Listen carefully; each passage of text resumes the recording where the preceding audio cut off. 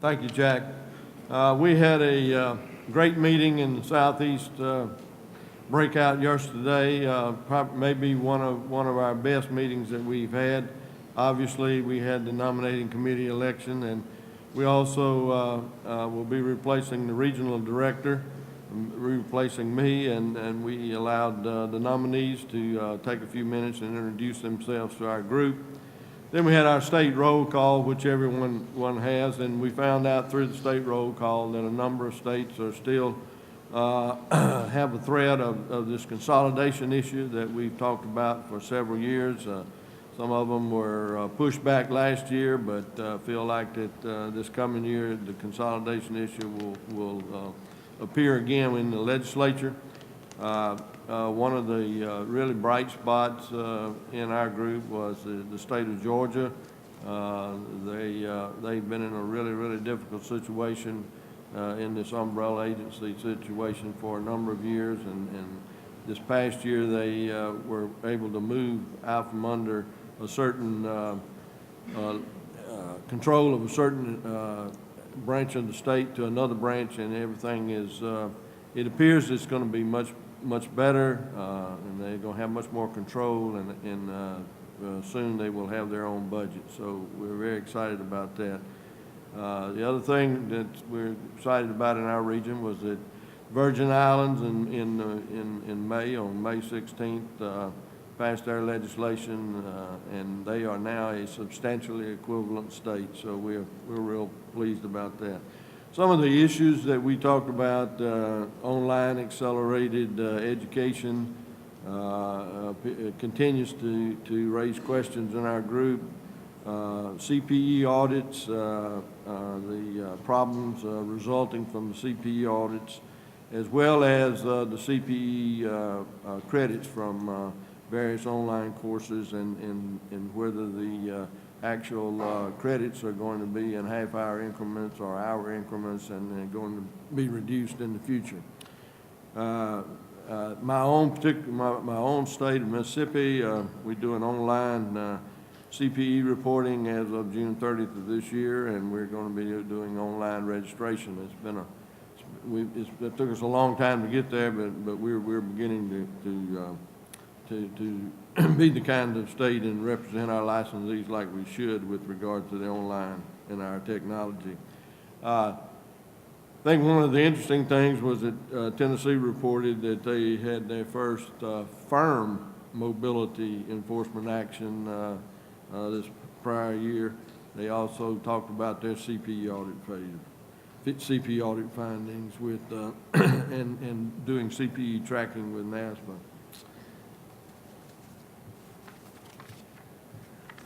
We talked about the support for the standard setting group, and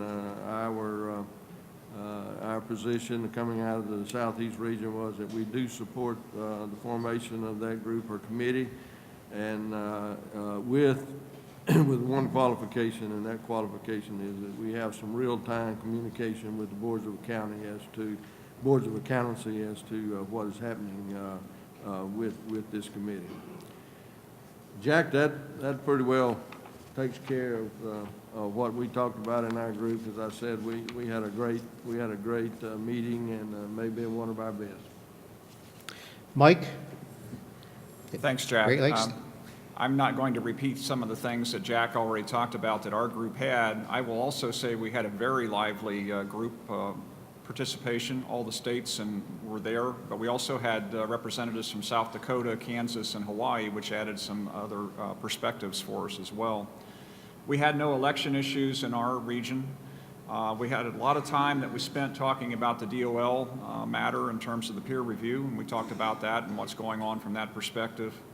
We also are dealing with the CPE in Ohio specifically. We're looking at potentially going to 10-minute increments for allowing people to have credit, and how we may use the NASBA databases to allow that to be accumulated.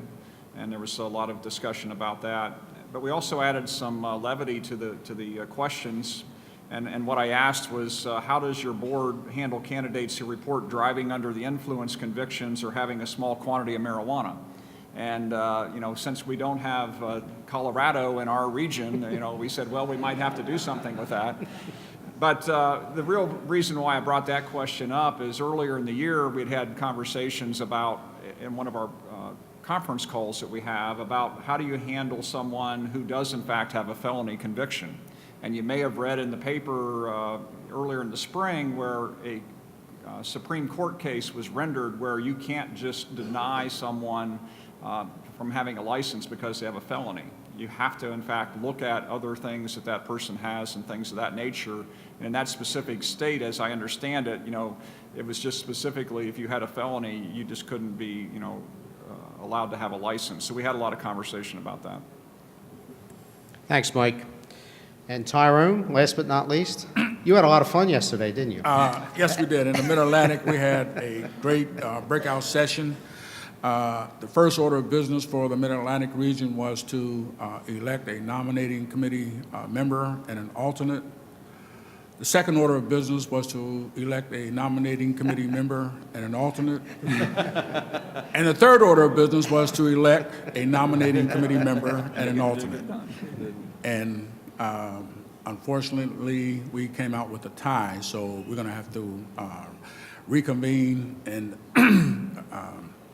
try to get this completed within the next week.